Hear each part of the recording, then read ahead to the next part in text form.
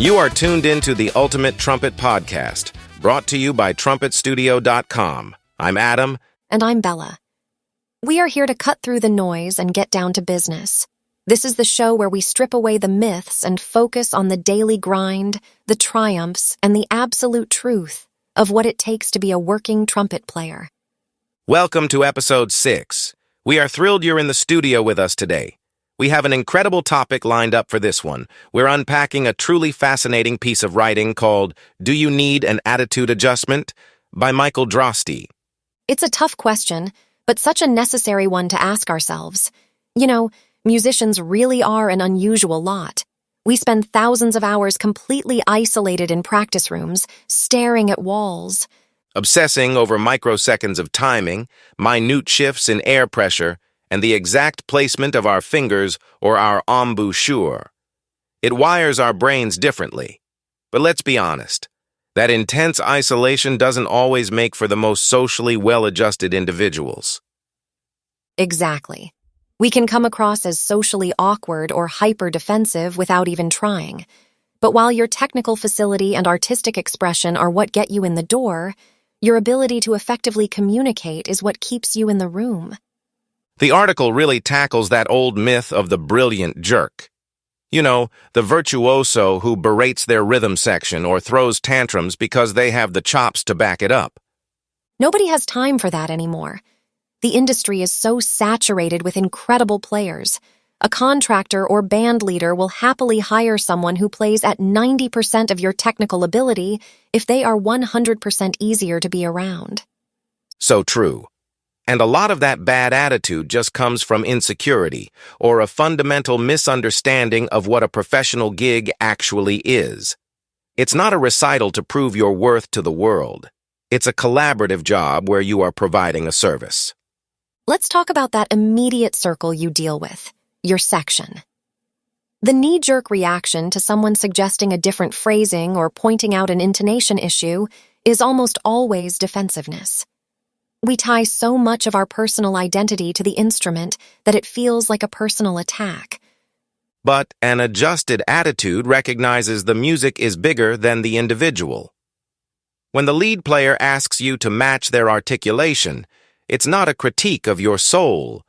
It's just a necessary adjustment to make the section sound cohesive. And hey, if you make a mistake, just own it. A simple "my bad" during a break speaks volumes about your character. Yes, no glaring at the sound guy, inspecting your horn like it just broke, or throwing a fellow musician under the bus. And on the flip side of that, keep unsolicited advice to yourself unless you're the musical director. Phrasing a concern as a question is always better than a directive. Speaking of directors and band leaders, their job is logistics, client expectations, putting out fires you never even see. The best thing you can give them is zero friction. Show up early, know the book, have working gear, and be a positive presence. If you get a note from leadership, your only response should be variations of "got it" or "understood." Don't argue the historical accuracy of a chart. You are being paid to execute their vision. Ha! Exactly. Treat it as a discipline. So why do we get so defensive in the first place? Michael points out the massive contrast between the controlled isolation of practice and the chaotic vulnerability of performance. When the acoustics are weird, the monitor mix is terrible, and you're tired, those stress responses kick in. That's why separating your personal value from your musical output is the real secret. If you have a bad gig, you aren't a bad person. It's just a data point to learn from. When you decouple your ego from your playing, you become remarkably easy to work with. Let's hit those actionable steps the article outlines to build a bulletproof mindset. Number 1, adopt the sideman philosophy. Even if you're the star, try to make everyone else sound better. Listen more than you play. Number 2, practice professional communication. Respond to contractors promptly, be clear and concise, and say thank you. Treat it like formal business correspondence. 3, manage your physical and mental state. A bad attitude is often just a symptom of exhaustion or burnout. Treat your body like the machine it is. When your endurance is high, you have the bandwidth to handle social friction. 4, Cultivate empathy. The sound engineer, the wedding planner, the singer with a cold. They're all fighting their own battles to make the event a success. Empathy diffuses frustration faster than anything else. Let's pivot for a second and talk about the ultimate test of your professional attitude, being a sub. Oh, this is a huge one. When you walk into a band or a section that has been playing together for 5 years, the dynamic is already set. Your job isn't to reinvent the wheel or show off everything you learned in the practice room. Exactly.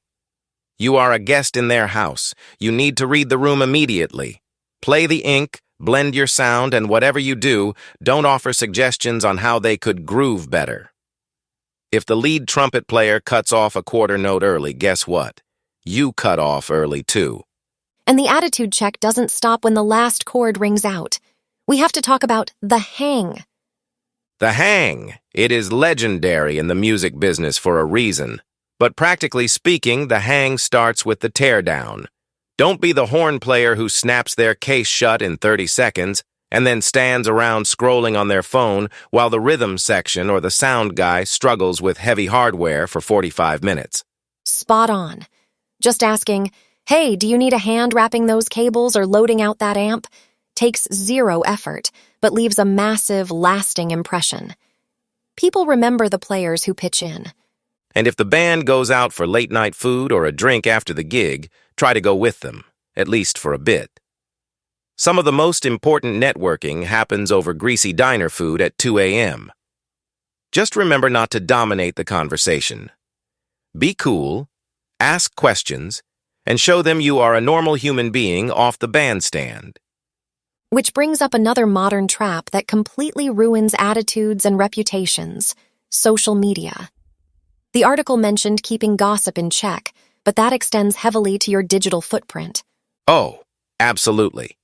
Vague posting about a terrible gig or complaining about an incompetent sound guy on your feed is a massive red flag for contractors.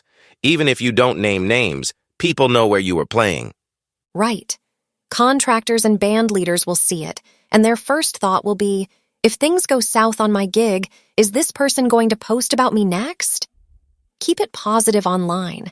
Celebrate your fellow musicians, promote the venues, and keep the complaints in your personal journal. Bottom line, your attitude is the lens through which your talent is viewed. A bad one obscures world-class playing, and a great one elevates you into a constantly working musician. And that officially wraps up episode 6. We hope you are walking away with some fresh inspiration and a solid game plan for your practice room this week. Absolutely.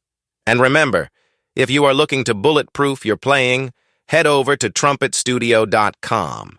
Whether you are actively rebuilding your embouchure or just trying to survive a heavy gigging weekend, resources like the Ultimate Warm-Up and the Ultimate Technical Study are designed specifically to keep your chops strong and reliable. Make sure you subscribe to the feed so you never miss an episode, and leave us a review if you are enjoying the show. We will be back next time with more real talk from the studio. Until then, pick up that horn and go practice.